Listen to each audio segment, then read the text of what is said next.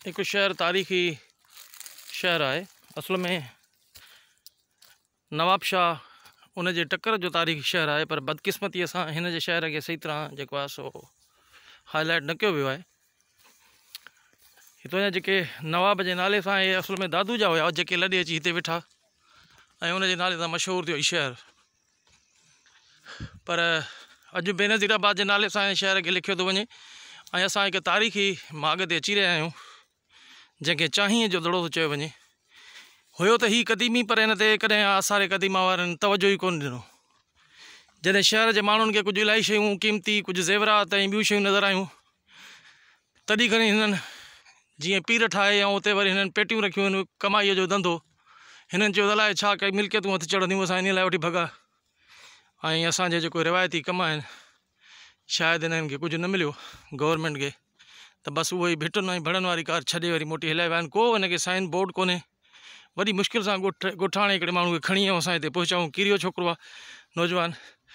असां सां ॿियो प्रोफेसर दलील साहब आहे, जंहिंजी महिरबानी सां असांजो ॿियो दोस्त आहे एहसान अली लगारी साहब, उन्हनि गाॾी कढी। ऐं हीअ प्रोफेसर दलील साहब आहे मूं सां गॾु, तारीख़ सां बाज़ोक़ माण्हू, अदब सां सिंध जी सां मुहबत रखंदड़ माण्हू, सिंध जे तारीख़ सां मुहबत रखंदड़ माण्हू मोहतरम दलील साहब आहे मूं सां गॾु, जंहिंजी महिरबानी सां असांजे दोस्त ते एहसान अली लगारी साहब जेको चढ़ी रहिया आहिनि हाणे हिन भिट ते, जेका तारीख़ी भिट आहे हीअ दड़ो आहे। हीअ ॾिसो तव्हांखे चाहीं जो दड़ो आहे, जेको सदियुनि खां वठी हीअ पुराणो दड़ो आहे, जंहिंजे लाइ हीअ पाण मैंशन कयो आहे त 300 क़ब्ले मसीह खां वठी ऐं 500 क़ब्ले मसीह जो हीअ तारीख़ी माॻ आहे। पर हिन तारीख़ी माॻ सां कहिड़ो असरु कयो वियो आहे इहो बि तव्हां ॾिसो। कंहिं क़िस्म जी काई बि शइ इम्प्रूवमेंट कोई हिते दड़े ते तारीख़ जो कोई आसार या तारीख़ जे हवाले सां को कमु या नंढिड़ो साइन बोर्ड रखियलु हुजे त हीअ 300 या 400 या 500 क़ब्ले मसीह हीअ भिटूं आहिनि। परे ताईं तव्हां ॾिसी रहिया आहियो भिटूं।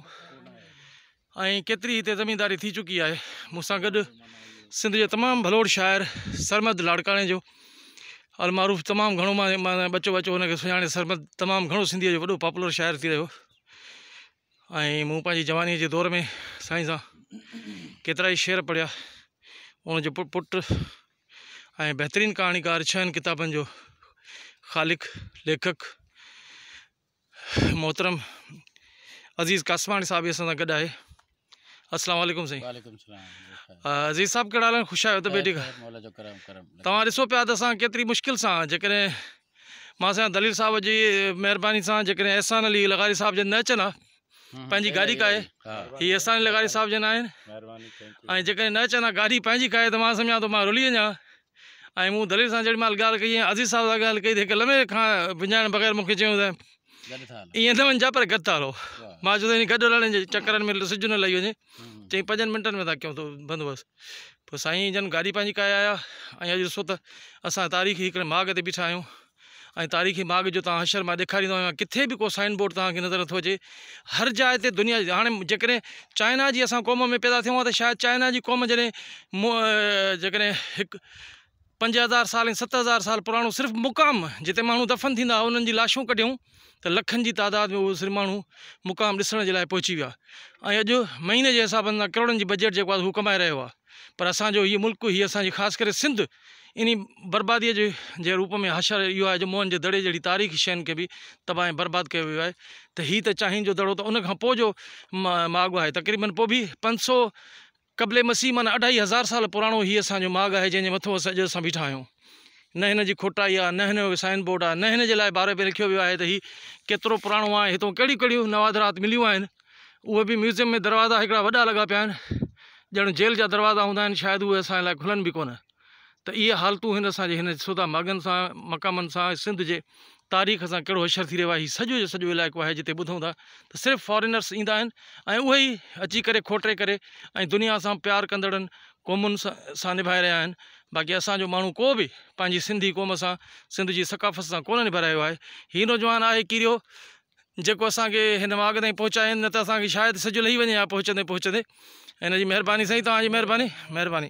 हिते केतिरियूं क़ौमूं रहनि थियूं, मक्सी आहिनि, किरिया आहिनि, पंवर आहिनि, सैयद आहिनि, माछी आहिनि, ऐं हीअ सतार किरियो सां भई ज़मीन हुई जंहिंमां जेको आहे हीअ माग जेको आहे पंहिंजो ज़ाहिर कयो वियो आहे।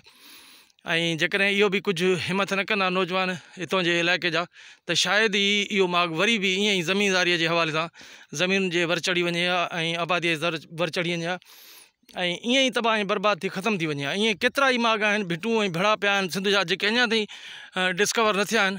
मां सॼी सिंध जे नौजवाननि खां वठी लिखियलु पढ़ियलु माण्हुनि खे गुज़ारिश थो कयां त अॼु हीअ सिंध जा तमामु वॾा कहाणीकार मोहतरम अज़ीज़ साहब बि मूंसां गॾु आहे। हीअ असांजे प्रोफेसर साहिबु मोहतरम एहसान लगारी साहब बि गॾु आहे। हे दलील पंहिंजो असांजो मोहतरम आहे जतोई साहब। एतिरा वॾा शख़्स जेको आहे अॼु हिन भिड़े ऐं बटे हिन ते आया आहिनि, भिट ते अॼु मूंसां गॾु आहिनि ऐं इनशाअल्लाह इहो असांजो जेको सफ़र आहे जारी रहंदो। वॾी महिरबानी। दलील दड़ो बि आहे, उन ते बि जेको असांजी तयारी आहे इनशाअल्लाह। दलील दड़ो बि हिते करीब आहे, उन ते बि पाण हलंदासीं सिज साथ नो टाइम ते पहुतासीं।